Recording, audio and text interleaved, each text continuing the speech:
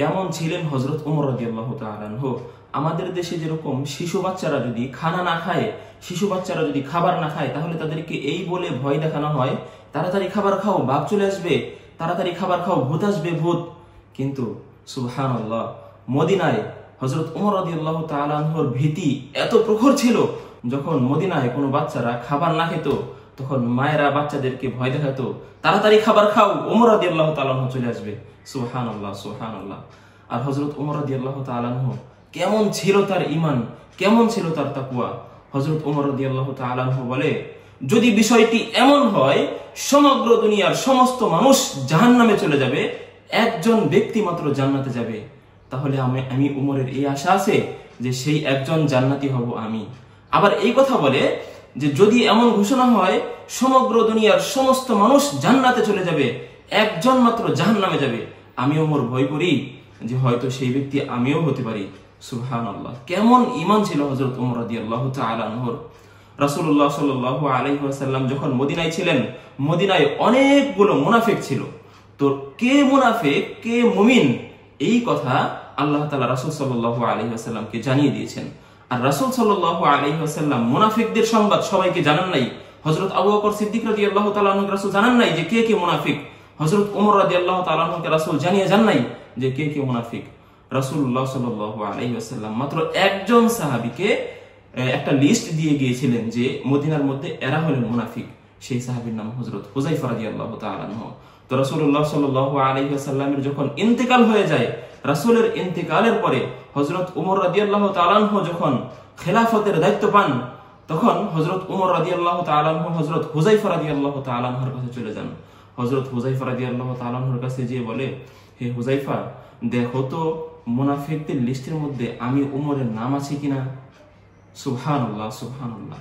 কত বিনয়ী হলে, কত ভয়ভীতি থাকলে মানে এরকম কথা বলা যায় যে দেখো তো মুনাফিকের খাতায় আমার নামটা আছে কিনা। তখন হুযায়ফা রাদিয়াল্লাহু তাআলা আনহু বলে, হে আমিরুল মুমিনিন হযরত ওমর রাদিয়াল্লাহু তাআলা আনহু, আপনি এগুলো কি বলেন? আপনি হচ্ছেন রাসূলুল্লাহ সাল্লাল্লাহু আলাইহি ওয়াসাল্লামের শ্বশুর, আপনি এমন ব্যক্তি যার কথা রাসূল সাল্লাল্লাহু আলাইহি ওয়াসাল্লাম জান্নাতি বলে ঘোষণা করেছেন, আপনার নাম কিভাবে মুনাফিকদের খাতায় থাকতে পারে? তবুও ওমর রাদিয়াল্লাহু তাআলা আনহু বলে, আমার ভয় হয় আমি মুনাফিক হয়ে যাই কিনা, মুনাফিকদের খাতায় আমার নামটা আছে কিনা। সুবহানাল্লাহ, সুবহানাল্লাহ। একদিন হযরত ওমর রাদিয়াল্লাহু তাআলা আনহু মসজিদে খুতবায় ভাষণ দিছিলেন।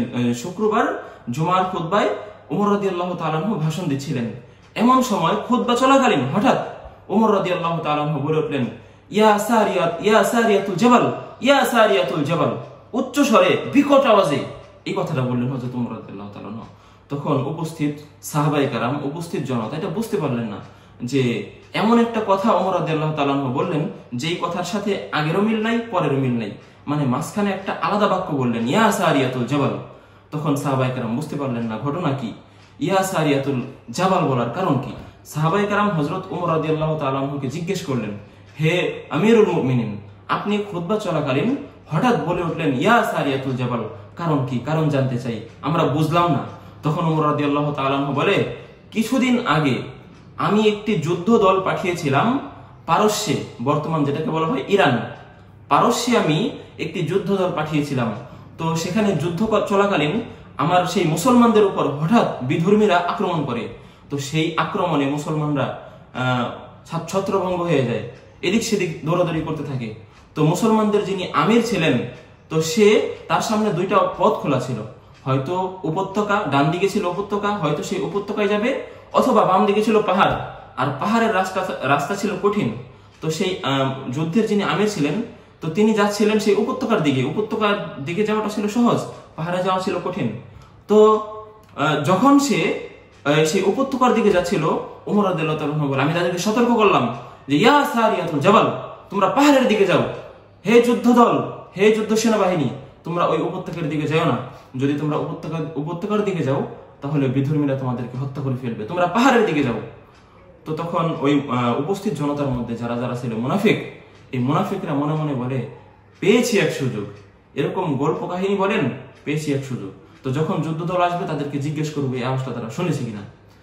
তো মুনাফিকদের একটা নিয়ম ছিল, কখনোই তারা যখন কোনো মুসলিম দল যুদ্ধ করে আসতো, মদিনায় আসতো, তখন মুনাফিকরা কখনো স্বাগতম জানানোর জন্য যাইতো না। কিন্তু সেই যুদ্ধে মুসলমানরা যখন সেই ইরান মানে পারস্য যখন যুদ্ধ করতে, পারস্য বিজয় করে যখন মুসলমানরা মদিনায় ফিরে আসছিলেন, সেই যুদ্ধে সবার আগে মুনাফিকরা যায় হাজির। মুনাফিকরা যায় কি বলে? মুনাফিকরা যায় বলে, আমরা একটা কথা জানতে চাই, হে যুদ্ধের সেনাবাহিনী বা যুদ্ধে যিনি আমির ছিলেন তাকে বলে, আমরা একটা কথা জানতে চাই, আচ্ছা অমুক দিন শুক্রবার জুমার নামাজের সময় তোমরা কি কোনো আওয়াজ পেয়েছো? তখন সেই যুদ্ধের যিনি আমির ছিলেন তিনি অবাক হয়ে গেলেন, আমরা অমুক দিন শুক্রবার জুমার নামাজের সময় একটা আওয়াজ পেয়েছি, এটা তোমরা কিভাবে জানলে? এটা তোমরা কিভাবে জানলে? আমরা তো তখন যুদ্ধ করছিলাম, হঠাৎ কাফেররা আমাদের উপর আক্রমণ করে, আমরা তো কিংকর্তব্য বিমূঢ় হয়ে যাই, কোন দিকে যাব কোন দিকে যাব।